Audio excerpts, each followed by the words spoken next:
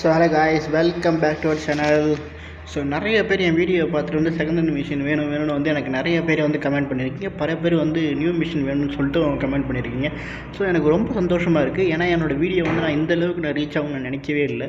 ரொம்ப ரொம்ப தேங்க்ஸ். இதுக்கெலாம் வந்து நான் வந்து உங்களுக்கு தான் நான் வந்து நன்றி சொல்லியே ஆகணும்.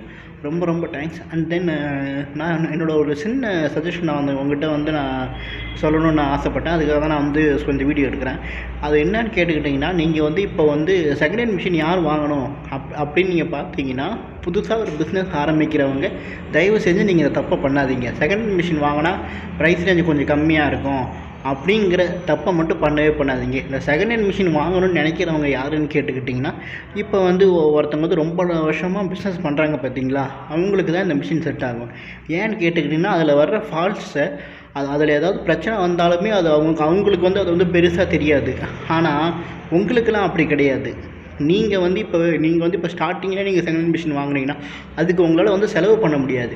வீணாக நீங்கள் அதை இப்போ பார்க்கணும், அப்புறம் அதுக்கு நீங்கள் செலவு பண்ணணும், அதுக்கப்புறம் நீங்கள் டெக்னீஷியன் கூட்ட வந்து பார்க்கணும், உங்களோட ப்ரொடக்ஷன் நிற்கும். இந்த மாதிரி நிறைய பிரச்சனை வரும். அதனால தான் நான் சொல்கிறேன், மேக்ஸிமம் வந்து புதுசாக எடுக்கிறவங்களுக்கு அது வந்து செட் ஆகாது. அதுக்கு தான் சொல்கிறேன், நீங்கள் சர்வீஸ் பண்ணியே வந்து காலத்தை ஓட்டுற மாதிரி தான் இருக்கும்.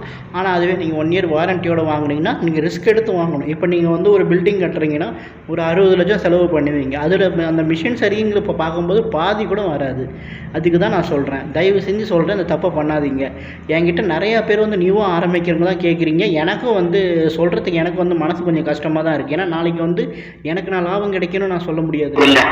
இப்போ நான் மிஷினை நான் கைமாற்றி விட்டால் எனக்கு எப்படி பார்த்தாலும் எனக்கு லாபம் தான். ஆனால் இருந்தாலும் நான் ஏன் உங்கள்கிட்ட நான் சொல்லணும்னு ஆசைப்பட்றேன்னா, ஏன்னா நீங்கள் இப்போ தான் நீங்கள் ஸ்டார்ட் பண்ணி வரீங்க. உங்களுக்கு வந்து ஒரு நல்ல பிஸ்னஸ் வரணும், நீங்கள் வந்து நல்லா வளரணும். அந்த இதில் தான் நான் சொல்கிறேன். ஸோ நம்மகிட்ட வந்து செகண்ட் ஹேண்ட் மிஷினும் இருக்குது, புதுசாக நம்ம செஞ்சுட்டு தான் இருக்கோம். ஸோ உங்களுக்கு வேணுன்னா நம்மளை வந்து கான்டாக்ட் பண்ணுங்கள். And then thanks you all for your supports. And